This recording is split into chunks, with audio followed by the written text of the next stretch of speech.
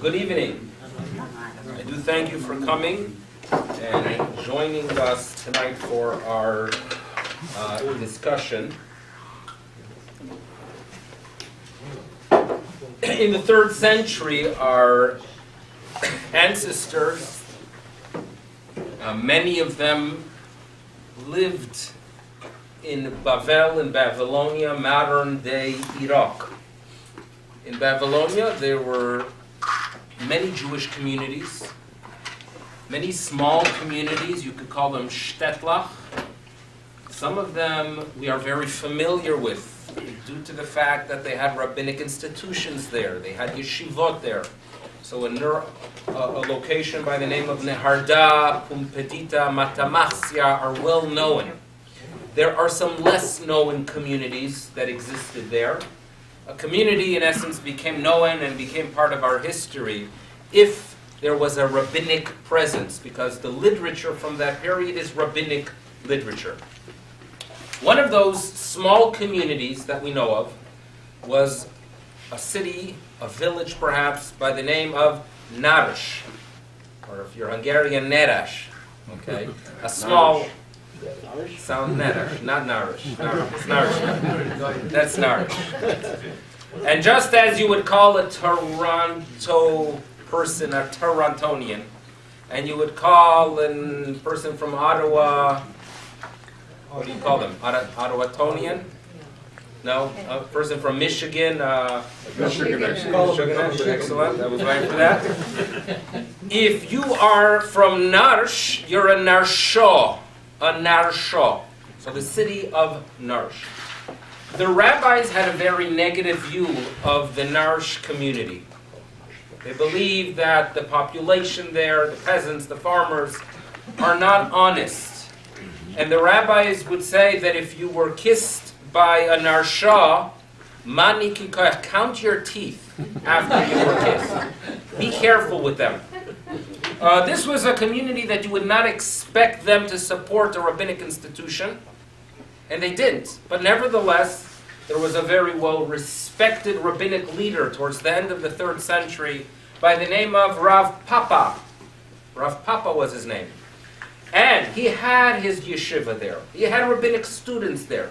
They succeeded and they grew spiritually in Narsh. And how did they do it? How did they survive? To have a rabbinic institution, you need funding. Where did the funding come from? So to clarify it, we will begin with a statement taught by Rav Papa.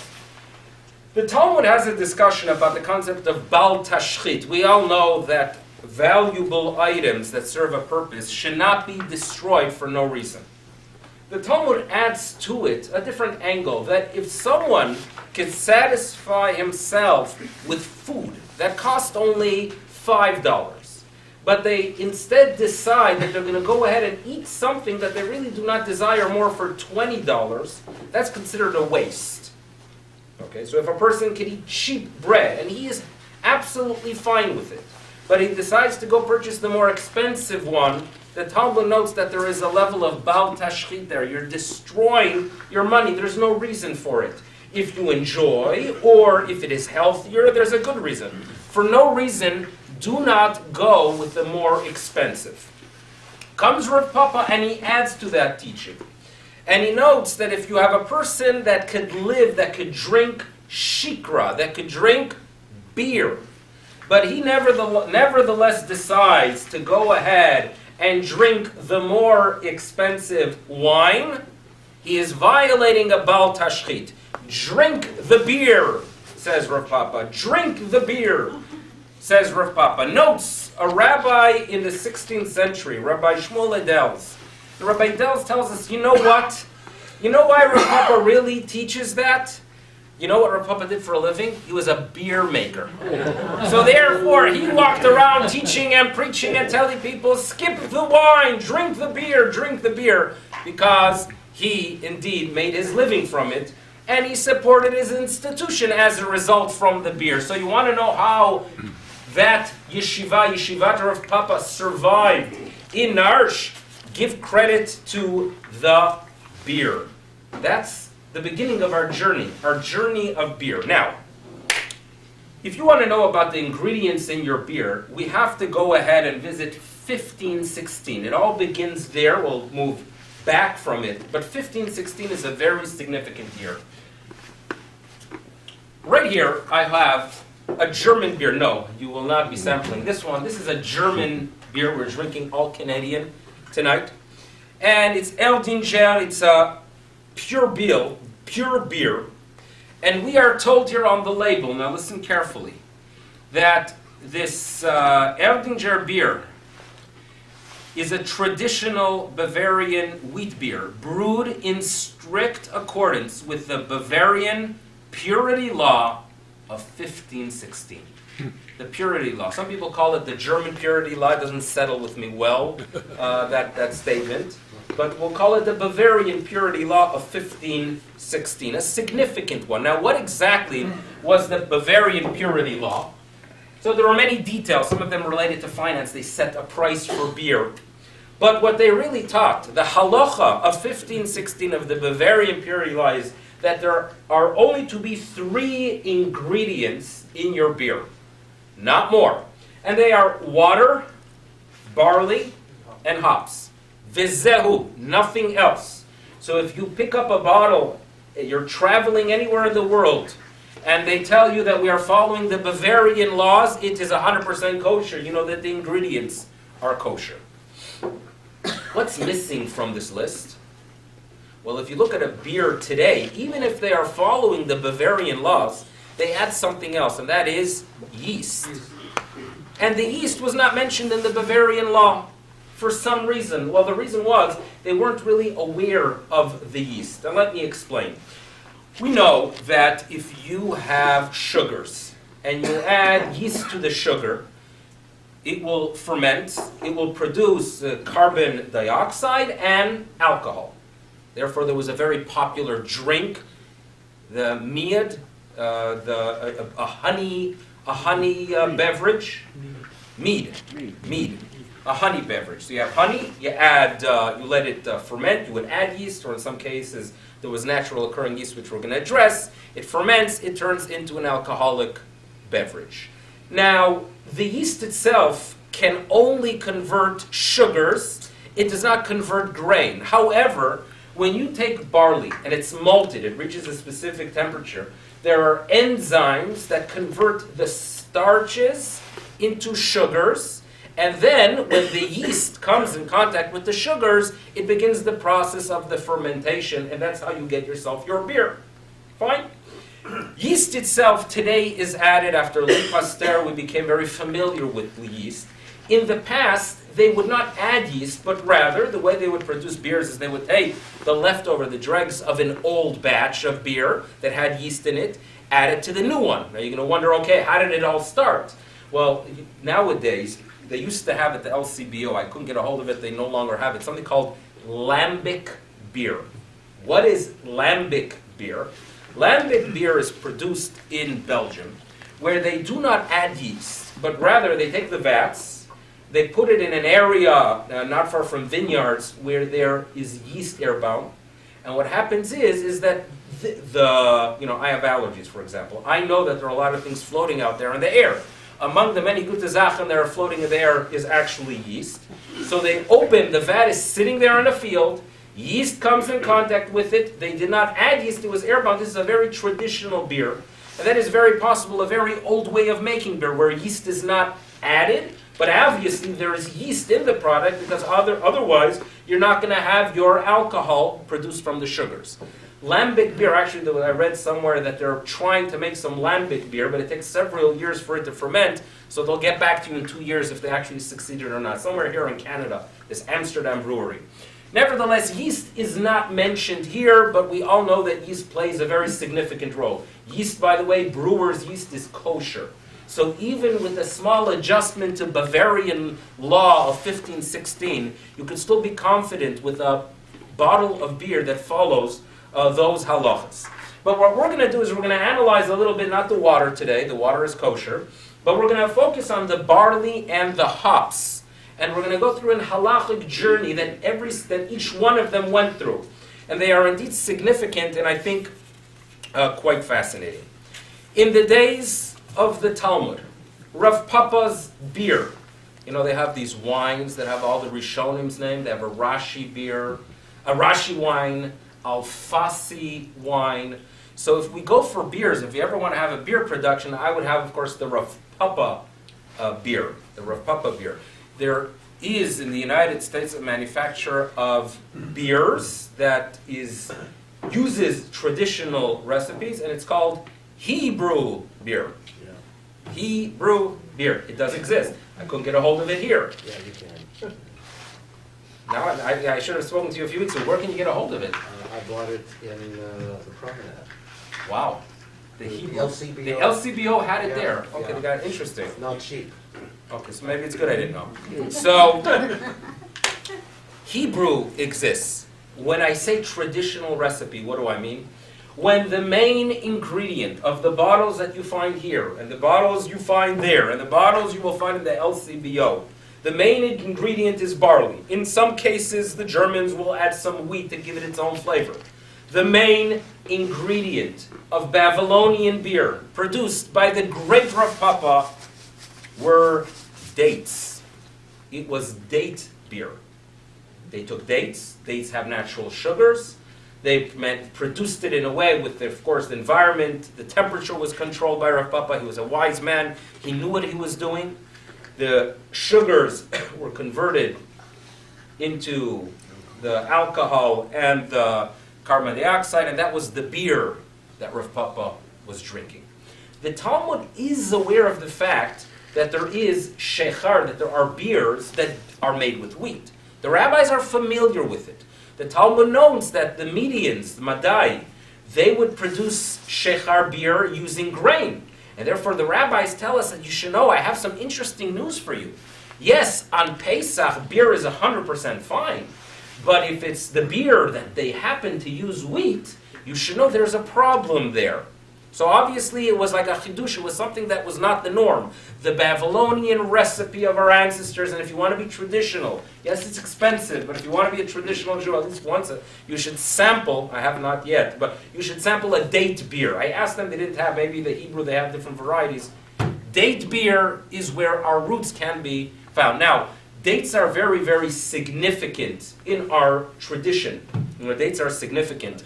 To give you a brief word, you know, like if you look at the Shivat Haminim, the 7 species that the land of Israel was blessed with, the last one mentioned in the Torah is Dvash. The rabbis make it clear that the Dvash mentioned in the Torah as the Shivat Haminim is not bee honey, but it is actually date honey, and it refers to dates. And one of the commentators asks, why does the Torah not just say Eretz, Chita, Sarah, Gefen, Vetena, V'Ramon, Eretz, Zet Shemen, U, Vetamar. Why not say Tamar? The rabbis, the Torah was familiar with the term. So he shares with us an insight. I don't think it's the truth, but there's a message there anyway, and I'll share it with you. The Gemara notes that dates are healthy, and this is proven. Dates are good for you. You know that after they crossed the Red Sea, they were extremely concerned about their future, the people of Israel, and their welfare. And God promises that if you stick to the ordinances of the Torah, Kol HaMachala Asher Samte B'Mitzrayim, all those ailments and all those illnesses that plagued the Egyptians will not be placed upon you. Ki ani Hashem Rofecha, I am God, your cure. Now, that verse immediately, right, follows the fact that they arrive in a place called Elim, and in Elim there were 70 date trees, and there's a tradition that the Torah places this concept of refuah, that the people of Israel are blessed with health, right next to a verse that talks about tmarim, because eating dates actually is good for your health. There's a rabbinic tradition about that. But there's a problem. There's a story. The story shares with us, the Talmud shares with us, the journey of Ula. There was a rabbi by the name of Ula. Ula arrives for the first time in Babylonia. And he's walking down the marketplace. There's always something fascinating when you visit a different country, a different culture. The marketplace is interesting. You learn about what their foods, what their foods are about. And Ula is taking a journey down a Babylonian marketplace. And he stops by a stand, like any other stand, and there's a large basket of dates. So Ula is there. Ula's new to town. He looks at the dates. They look good.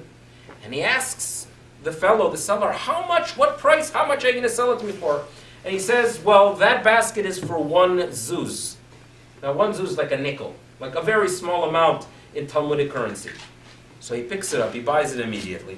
And as he's walking away, he's amazed at how cheap it is. And he starts eating them, and they're delicious. Babylon, Iraqi dates, they're the best. That's what they say. They're the best, the Iraqi dates. They have, in Toronto, you could get Iranian dates. Under the COR, right? Under the COR, there's a mashgiach right there, right? You're talking about supervising nuclear plants. We have supervisors watching dates. Don't ask me questions. Now, he's tasting the dates, Ula, and he loves the dates. And he asks himself the following question. You could purchase dates for such a cheap price here in Babylonia. Why isn't everyone here studying Torah? If you could live off this delicious, healthy, nutritious food for such a cheap price, everyone should just be sitting day and night and studying Torah. Work for 5 minutes, earn a zuz a day, and study Torah. He was amazed and he was disturbed why the study of Torah is not even greater in Babylonia. Well, that night, he was on the toilet. And he was suffering from diarrhea. And he said to himself, Babylonia is amazing. That you buy a basket full of knives for a zuz, and Babylonians still learn Torah. Meaning now as he was amazed that anyone can study in this country, where he was going through the pain of a difficult night on the toilet. This is what the Talmud shares with us about Ula. Interesting story, but there's a little bit of a contradiction here. Are dates good for you, or are dates not good for you? Ula seems to indicate no good. Other statements of the Talmud tell us dates are awesome. And the answer is, of course, that dates are good in moderation. The right amount. Don't overdo it. Same applies to prunes, by the way. Do not overdo it. The right amount is gesund. If you overdo it, das ist nicht gut. There is a verse in Mishlei, Dvash matzata, if you found honey, echol dayecha, eat just enough. Pentis ba'eno, perhaps you're going to go ahead and eat too much, vehikato, and you're going to vomit. Meaning, when you wanted to talk about something that has to be eaten in moderation, Mishlei teaches us that honey represents it. Honey is the idea, something you eat in moderation. And now, the explanation goes, the reason the Torah uses the word vash for tmarim is to teach you that honey, that dates are like honey. And dates should be eaten as you eat honey. How do you eat honey? A small amount, don't overdo it. Moderation. And this is, again, an introduction to our class. Yes, we're going to talk about something as magnificent as beer. But remember, moderation is a key word. We don't want anyone having a stupor, right? A new word we picked up recently here in Toronto. We don't want anyone to go through that. Moderation, it's something to appreciate. It is something that's indeed wonderful. Now, the rabbis had a debate about the status of beer. We're supposed to make kiddush. We're supposed to make havdalah on wine. What's the status of beer? This was a major debate in the 3rd century. Some rabbis were of the opinion that it's acceptable, others not. There's an interesting story that as they're having this debate in the beginning of the 3rd century, a Babylonian rabbi sends a gift to the land of Israel of beer. He sends them a good date beer. And you never know, the purpose perhaps was to tell him, look how good our beer is, and maybe give a green light, because date beer was produced far more in Babylonia than in Eretz Israel. So the rabbi by the name of Levi, the great rabbi in the first few years towards the end of the 2nd and beginning of the 3rd century, Levi sends Rebbe a beer, but this was no average beer.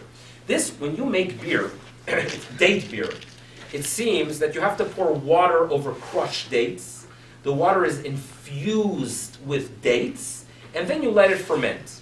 Well, Levi went through the process 13 times, meaning he infused water with dates, and he did the cycle again. Like sometimes you could do it at home if you have, if you take coffee and you pour it into a coffee maker, right? Not recommending it, but if you do such a thing, you're going to get a coffee that's even stronger. So what Levi in Babylonia did before he sent it to Rebbe in Eretz Israel, he infused this beer, not with one batch, but with 13 cycles. It had a very strong flavor. and it reaches Rebbe, and Rebbe is living during this period of a debate. What's the status of beer? Is it as good as wine? And Rebbe drinks a little bit, and he says, "Kegon ze ra'ui lekadesh alav." This beer, man, this is a beer you can make kiddush on. You can praise God because it has a robust flavor. And again, that night he thought about it a little bit differently because he had an Ula experience. So there were issues regarding the date beer that were not simple. The big shift occurs as our ancestors leave Babylonia and make their way to Europe. There are no palm trees in northern Germany and northern France. What do they have in Germany? A lot of grain. So therefore there is what else? So what, Matomelet? Barley. Barley. Barley is what they have. So the shift takes place from date to grain. It's more of a kunst. It's a little bit more difficult to make it with grain, remember, because the barley you have to go ahead and be sure you have it at the right temperature, where it's malting, where the starches are converted through the enzyme to sugars. A little bit more complex, but it was done. But the shift created a very fascinating discussion. And that is,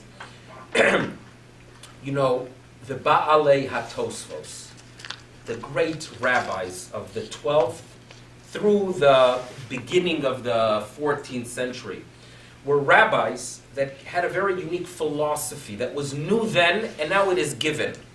What was new then was the idea that all statements of the Talmud have to work to fit together. It's like a puzzle.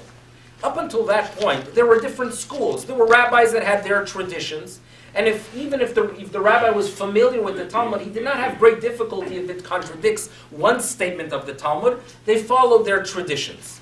The Baalei HaTosfot, the school that was mainly in northern France, a little bit in Germany as well, came up with the philosophy, or followed the philosophy, that everything has to match, everything has to work out. When you study the work, the literature of that period, what they are basically doing is comparing and contrasting and asking questions from one statement of the Talmud in one tractate to another one, meaning there cannot be a contradiction. Now, asking such questions brings about fascinating answers that are quite creative, because you are creative when you try to find a difference between two statements, and sometimes those creative answers become halacha, something very, very fascinating. But as a result of their approach and philosophy that everything has to come about and match, they had a major issue with practice versus text. And what do I mean by that? The Talmud tells us that on 3 days leading to a pagan holiday, you are not allowed to have any business transactions with the pagan. You're not allowed to do it. Because if you have a business transaction with a pagan, leading to his holiday, he's going to be so thankful that he purchased or he sold, that he might, on the day of his festival, be thankful to his God, praise the force he worships, and the result is going to be that due to the fact that you interacted with him, you're going to go ahead and honor the name of his God. So the rabbis say, do not perform, no business leading to a pagan practice. So based on that statement, December 22nd, 23rd, and 24th, all Jews should be away from the world, not too bad. Everyone, no business at all, no interactions, no purchases. The Baalei HaTosfos go out to the marketplace on the 22nd, on the 23rd, on the 24th, and even on the 25th for the record. And they see Jews interacting, not concerned at all with the statement. So the Baalei HaTosfos, everything has to work out. How do you contradict the Talmud? So they use the rabbinic thumb and they explain that there are differences. Times have changed. Perhaps Christianity is not really Avodah Zarah. Oh, we have no choice. They faced reality, did not question reality. They did not get up and declare, hey, it says in the text you're not allowed to do it. All of you stop doing it. Another example would be the Talmud prohibits us from taking non-kosher wine as a collateral because you're deriving benefit from it. Everyone was doing this in northern France. So how do you deal with it, asked the Baalei HaTosfos. So they come up with answers where they value, respect the practice of the Jewish people, something very important, but at the same time, come up with an explanation where it doesn't contradict the text of the Talmud. That's what the Baalei HaTosfos do quite often. And now, they deal with the following issue. There are rabbinic decrees from the Mishnah era.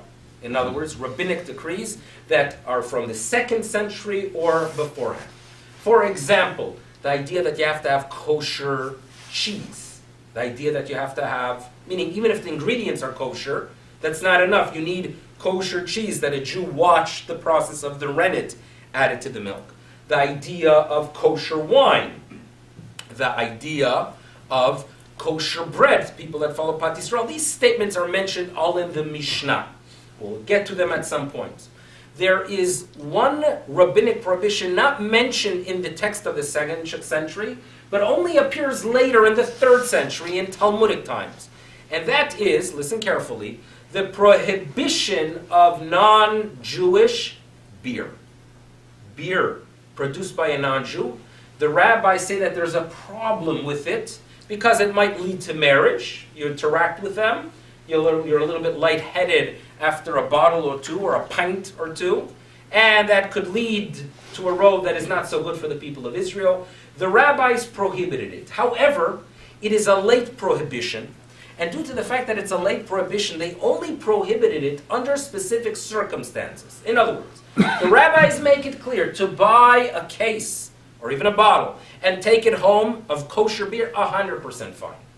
To go ahead and purchase a pint and walk out of the tavern, the bar, the pub, and drink it, 100% fine. To sit in the tavern and drink your beer, that is what the rabbis prohibited. This is a statement in the Talmud. Sitting in a tavern, right? Watching the Buffalo Bills or any football game, any football team you enjoy, and drinking your big mug of beer in those days in the 3rd century, it was prohibited. Even if they had a 56-inch TV, do not, I don't want to spot anyone in the 3rd century in Babylonia having a beer then. Fine? It's a clear statement.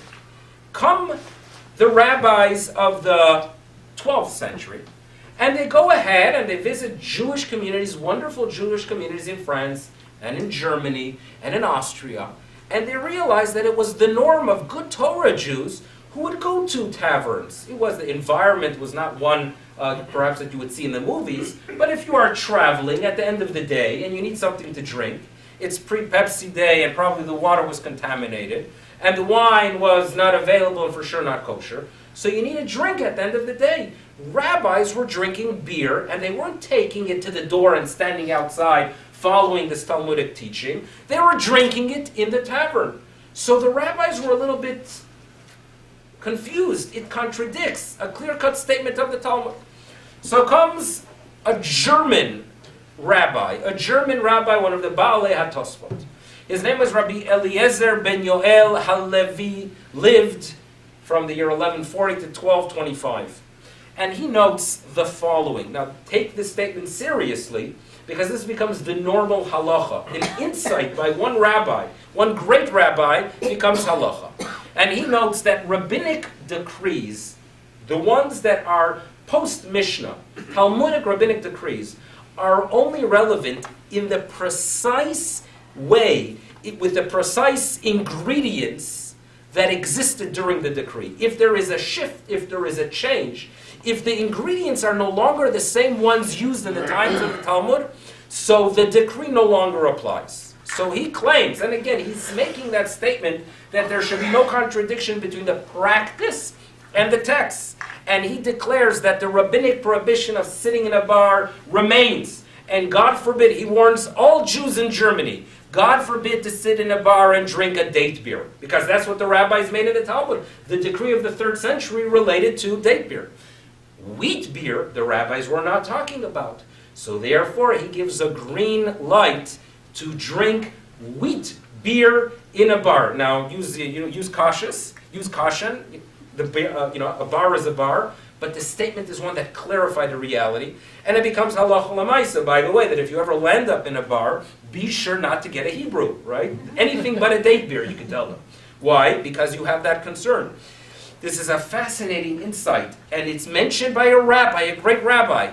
And in the 16th century, Moshe Isserles, the Ramah, who guides us Ashkenazi Jews, quotes it. And that becomes the norm. That's the halacha.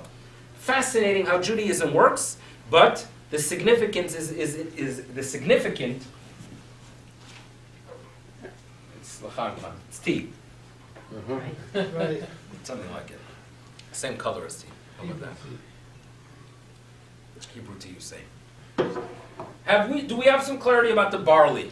That the laws, the German laws, now remember this was a German rabbi.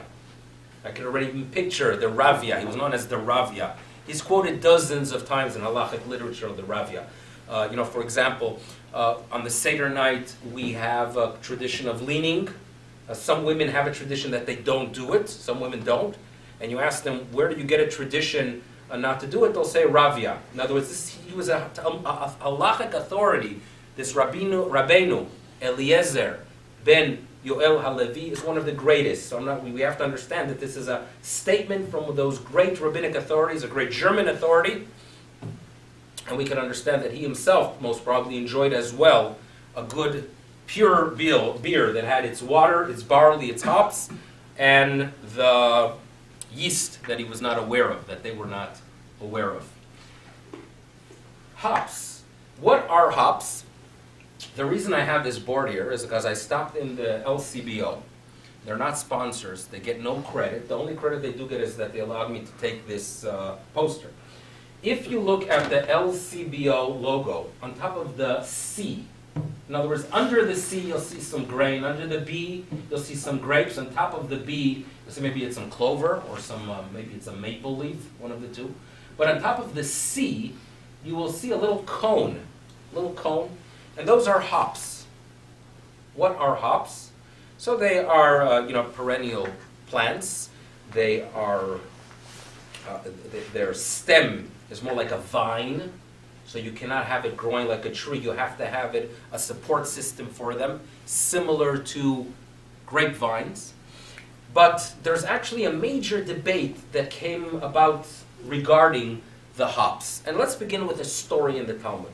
The traditional yeshiva boy begins his studies with the tractates of Baba Kama, Baba Metzia, and they talk about issues of monetary issues, damages, issues of oaths due to financial loss. So the Talmud shares with us a story that became a very fundamental story for rabbinic literature. And it deals with the story of a person in Babylonia deposited, right, for safekeeping, a bucket of kashuta. Kshuta. You hear this? Chaf, shin, vav, taf, aleph, new word. Keshuta. Ignore the bottom part for now. Keshuta. The Keshuta were deposited by, let's say, by Reuven. Okay? So Reuven is sitting there at home and he has a big basket of Keshuta belonging to someone else. One day, Reuven is making his own beer, the Talmud tells us. And he tells his shamish, do me a favor, throw in some of my Keshuta, go ahead and throw in some of my Keshuta into my batch. The worker, not knowing that the kashuta basket that was placed there belonged to someone else, throws the kashuta basket into the beer batch, and it happened to be that the beer batch goes bad. The fellow who owns it returns, and he turns to the balabais and he says, give me my kashuta bag that I deposited by you. And he said, I'm sorry, I used it. Okay, give me the beer. The beer went bad. So he says, so give me your other kashuta. He says, no, I'm not responsible. My worker is responsible. He's the one that did it. So he goes to the worker, and he says, worker, did you take my kashuta? He said, yeah. So he says, pay me. He says, no, I was just, the balabait, the owner of this property, he didn't tell me to take specifically from the other one, so I'm not responsible. So it became a major issue, and it became a discussion. This brief section of Talmud is one that is discussed in detail regarding responsibility and regarding clarity of statements. It becomes a popular topic among the rabbinic authorities, and later on, it's funny that there was a rabbi in Algiers, Rabbi Duran, in the 14th century, who responds to someone that asks him, Rabbi Duran, I'm going through the works of the Rambam, and the Rambam talks about someone, shehifkid, that deposited reshut. Reshut means permission. And he said, I spent hours trying to figure out what the Rambam means, someone that deposited permission, reshut. And Rabbi Duran responds, you spent a lot of time studying, that's wonderful, but your edition of the Rambam is a mistake. It's not reshut, it's keshut, a chaf. So he apologized that he got it wrong. But the point is, it became a very hot topic. Analyzing that text in detail has been done by many rabbinic schools for 1,500 years. Now, what exactly is the kashuta? So Rashi tells us it is homelon. Homelon, humlin. Humlin here are basically hops. Why does Rashi tell us that they are hops? Why does Rashi tell us that the kashuta are hops? It's quite simple. We are talking about a case where the item was used for the production of beer. If it was used for the production of beer, what do you add to beer? You know the German laws of 1516. You add hops. So therefore, Rashi had no doubt that what the Talmud is talking about are indeed the hops. Now, the problem is Weren't they doing date? Okay, Date so wine even and- when you do date beer, Date and even when you were doing date beer, you still needed, hops gives this flavor, this unique flavor. It actually has antiseptic properties. And if they left it in the open, where there were airbound particles falling in, hops perhaps served even a greater purpose. So there's no question that hops were used even for date beer. No question about that. But the problem is that there are other areas in the Talmud, without going through them in detail, where the Talmud talks about keshota. And it talks about keshota growing on top of some thorns, growing on thorns. And the Talmud talks about if in Shabbos, if I pick kashuta from thorns, is that indeed violating the prohibition of uprooting something from the ground or not? You hear this? Kashuta growing on top of thorns, and the Talmud is not sure if there is a Torah prohibition of uprooting that which is connected to the ground. Are you violating it by pulling the kashuta off? If it's indeed a plant, if it's indeed hops, if it's indeed a tree, why should there be a question? And therefore, it seems to be that the kashuta is perhaps some kind of parasitic plant, a daughter, which some scholars believe it's the kaskara. The kaskara is a plant, it finds a host, it grows on it, it takes all the nutrients from it, and therefore, perhaps, what the Talmud is talking about is not hops, and it's interesting to note that if you look through history books, when were hops used? So they say that the earliest reference to hops is perhaps in the 8th century, where Shalmagne's father, I forgot his name, but Shalmagne's father grew hops. So hops only make their appearance in the 8th century. Here we're having a discussion in the 3rd century. So some authorities are more comfortable believing that the kashuta that's mentioned in the Talmud are not hops, but the kaskara, which is some kind of parasitic plant. On the other hand, we don't find nowadays, we are not too familiar of adding parasites into the beer. It doesn't make sense. So there's been a great difficulty. And this issue came to life in 1764. In 1764, in Berlin, there was an institution with rabbinic scholars. Among them was, and I should say really, scholars, and some of them had rabbinic roots.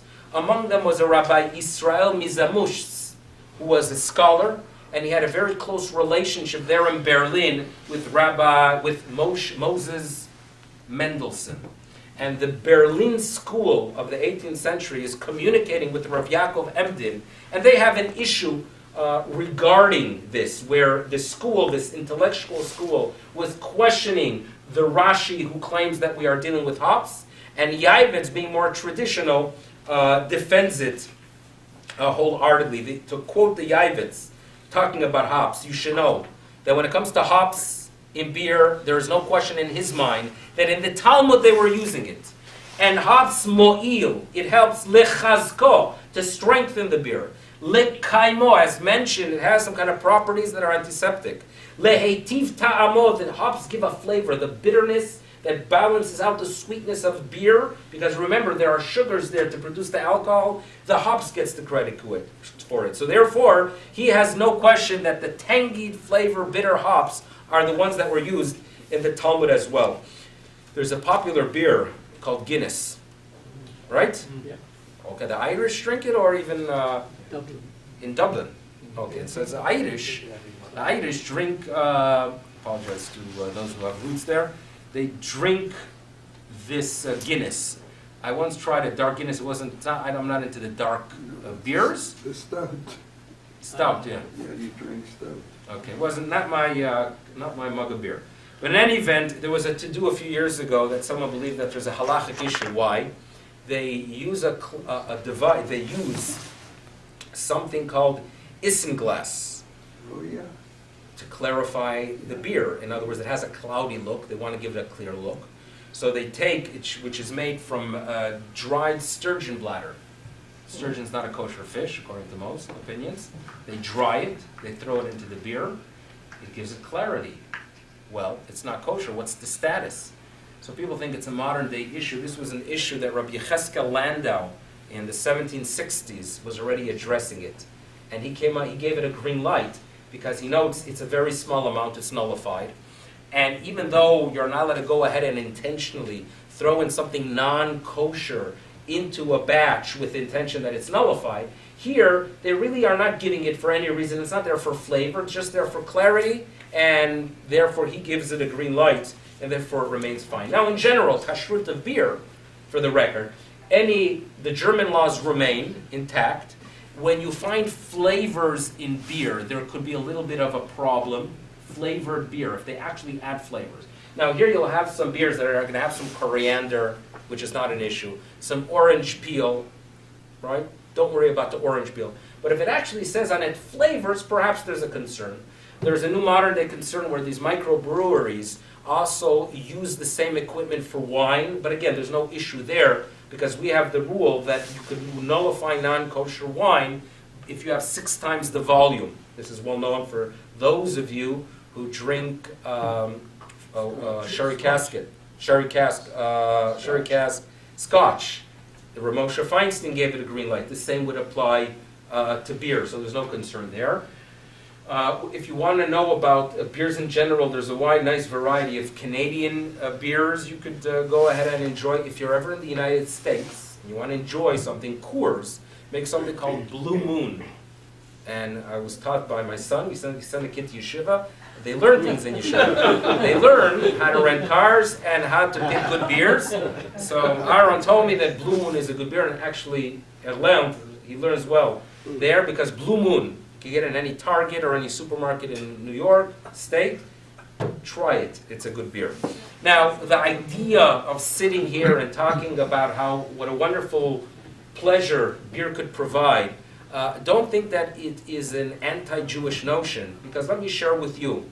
The Ramah shares with us that you should know. Ideally, a person should make Havdalah on wine. Grape juice, by the way, has the same status as wine. However, he notes that there has been a custom, lehavdil b'motzei Pesach. After Pesach, you should go ahead and make your Havdalah on beer. Why? Dechaviv alav. Imagine a person who enjoys the beer, and come Pesach, you complain about kidneyot. Some of us complain about the fact that we can't get a good beer throughout Pesach. And I say a good beer because they do have a production near Muncie of a honey beer. And that is kosher LePesach. So you could get beer. But a good beer, a good German beer, a good Belgian beer, you cannot go ahead and get. So by the end of Pesach, what do I desire? What will give me excitement? What can I use as a tool to praise the Almighty? Beer. So therefore, it is something that I've planned in the past. I've never merited to do. But right after Shul on Pesach, right after we buy back the chametz, or even before, I would run to the LCBO, I think it closes at 10, purchase a beer, and make Havdalah on it. And the reason I have a desire to do it, the Ramah says there's a custom. For me, it is chaviv. It is something that's beloved and dear to me.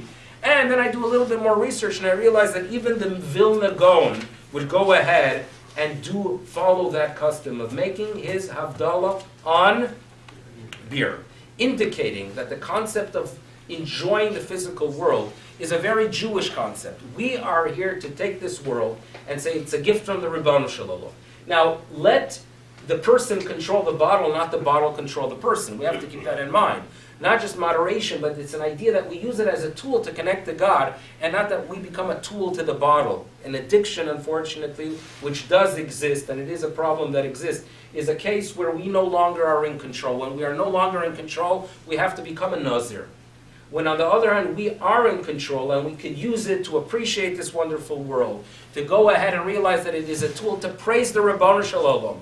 As Rebbe said before nightfall, that Kagon Zeh, that this is a beer where we can indeed use to praise the Ribono Shel Olam. It's the greatest thing, and it's in essence our mission in life, to use the world and enjoy it as a tool to relate to the Ribono Shel Olam.